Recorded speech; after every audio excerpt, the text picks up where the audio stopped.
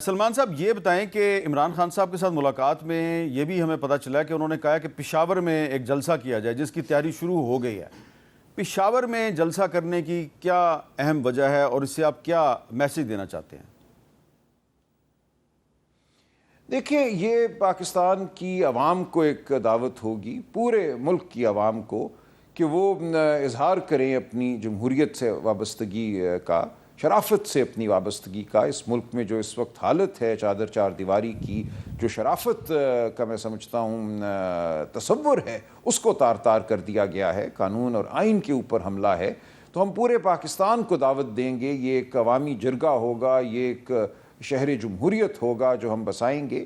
اور خیبر پختونخوا میں اس لیے کہ وہاں پہ فسطائیت کم ہے نسبتاً، دیکھیں جو کچھ وہاں بھی ہمیں کوئی یقین نہیں کہ کیا ہوگا، ادھر بھی اگر لوگوں پہ حملہ کرنا ہوا، لاٹھیاں برسانی ہوئیں، گولیاں چلانی ہوئیں تو یہ کر سکتے ہیں، لیکن اس وقت باقی ملک میں جو صورتحال ہے وہ انتہائی افسوسناک ہے، وہ بربریت کی ایک شکل ہے جو ہم پر مسلط ہے اس وقت۔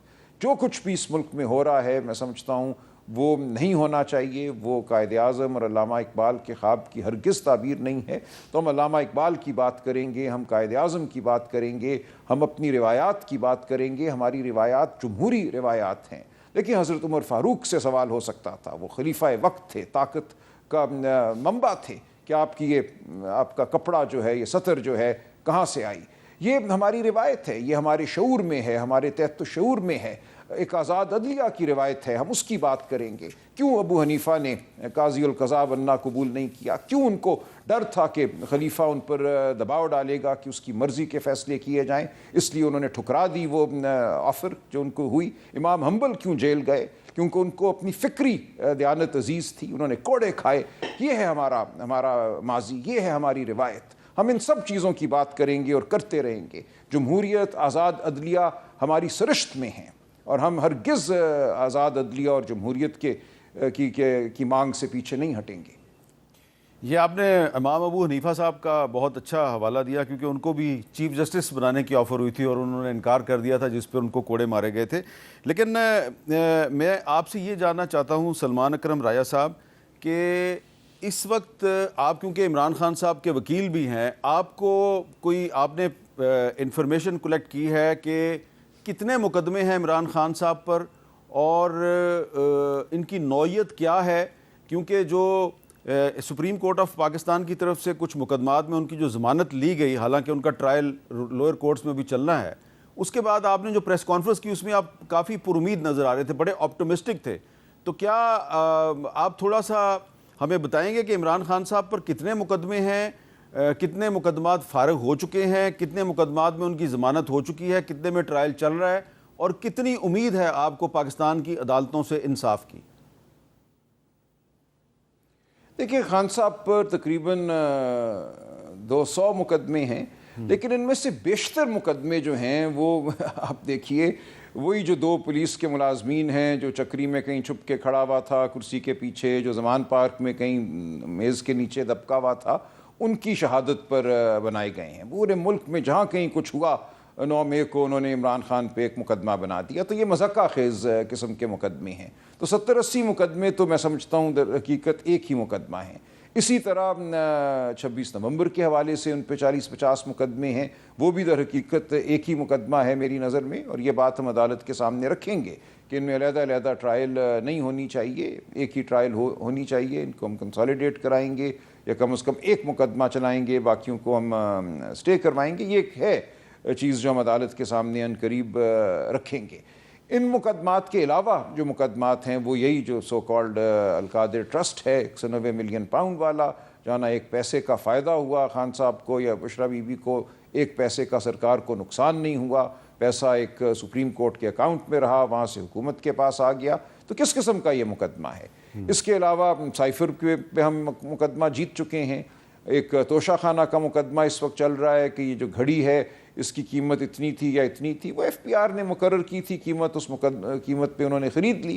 اب یہ کہنا کہ اس کی در حقیقت قیمت یہ ہونا چاہیے تھی، تو ہماری نظر میں یہ سب لغو نوعیت کے مقدمات ہیں۔ اور جب بھی یہ مقدمات سپریم کورٹ میں آئے اور اگر ذرا سے بھی انصاف کے تقاضوں کو پورا کیا گیا تو یہ مقدمے ختم ہو جائیں گے. ہمیں اس کی جھلک ملی جو 8 مقدمات میں بیل ہوئی عمران خان صاحب کی. یہ باقی مقدمات بھی اسی نوعیت کے ہیں اور کوئی وجہ نہیں ہے کہ یہاں خان صاحب کو ریلیف نہ ملے. اس لیے ہم یہ سمجھتے ہیں کہ اس نظام کو سمجھ لینا چاہیے کہ جبر کی ایک حد ہوتی ہے, جبر کی ایک شیلف لائف ہوتی ہے, اس سے آگے وہ نہیں چل سکتا. یا تو آپ پورے ملک کو منہدم کر دیں, عدالتوں کو ختم کر دیں, مارشل لاء کا اعلان کر دیں, چوکوں میں ٹکٹکیاں لگا کر کوڑے مارنا شروع کر دیں, وکیل جج سب کو بند کر دیں. اگر آپ نے یہ نہیں کرنا, آپ نے اگر اس نظام کے ایک حیولے کو بھی زندہ رکھنا ہے تو کچھ اس کے بھی تقاضے ہیں, ان تقاضوں کو آپ کو پورا کرنا پڑے گا. پاکستان کی عوام ہوش مند عوام ہے. دیکھیے ہماری روایت ہے سوال کرنے کی, انگریز کے دور سے ہو رہا ہے, سڑکوں پہ چلنے کی, تحریک چلانے کی, سیاسی آزادی مانگنے کی. آپ اس روایت کو, اس رشت کو ختم نہیں کر سکتے. اور کسی ملک میں کچھ بھی ہو, لوگ کہتے ہیں کہ پاکستان کو سیسی کا مصر بنا دیا جائے گا, نہیں کوئی بنا سکے گا. سیسی کے مصر کی روایت کچھ اور ہے. ہمیں وہ کہتے ہیں کہ دیکھو فلاں ملک نے بڑی ترقی کی, وہاں بھی تو جبر ہے, کہاں ہے آزادی اظہار, کہاں ہے وہاں جمہوریت. ہوگا وہاں پہ کوئی نظام, لیکن ہمارا وہ نظام نہیں ہے, ہماری وہ روایت نہیں ہے, ہماری دینی روایت وہ نہیں ہے, ہماری علاقائی روایت وہ نہیں ہے. ہمارا ماضی قریب, ہمارا ماضی بعید جمہوریت پر مبنی ہے, سوال کرنے پر مبنی ہے.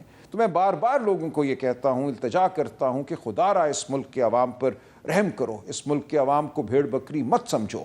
تو اگر تو یہ نظام اسی طرح بضد رہا, پاکستان کی عوام کو بھیڑ بکری سمجھتا رہا, یہ سمجھتا رہا کہ ہم بھیجیں گے چند لوگوں کو, رات 3 بجے کسی کے گھر میں داخل ہوں گے, بچوں کو ہراساں کریں گے, بیویوں کو ڈرائیں دھمکائیں گے, کسی کو اٹھا کے لے جائیں گے اور راوی لکھے گا کہ سب اچھا ہے, ملک میں چین ہی چین ہے, سکون ہی سکون ہے, ایسا نہیں ہوگا. تو اس لیے ہم کھڑے ہیں اپنی جگہ اخلاقی قوت کے ساتھ, روحانی قوت کے ساتھ. بہت بہت شکریہ سلمان اکرم راجہ صاحب نے آخر میں راوی کا. تو راوی جو ہے وہ کئی سال سے چین ہی چین لکھ رہا تھا, لیکن اب راوی میں طغیانی آ چکی ہے. راوی جو ہے وہ اپنے کناروں سے باہر نکل کر تباہی پھیلا رہا ہے. اس لیے راوی کے بارے میں چین ہی چین کی بات کرنے والے جو ہیں وہ یہ یاد رکھیں کہ راوی ہمیشہ چین نہیں لکھتا. راوی جو ہے وہ موسم بدلے تو تباہی بھی پھیلاتا ہے.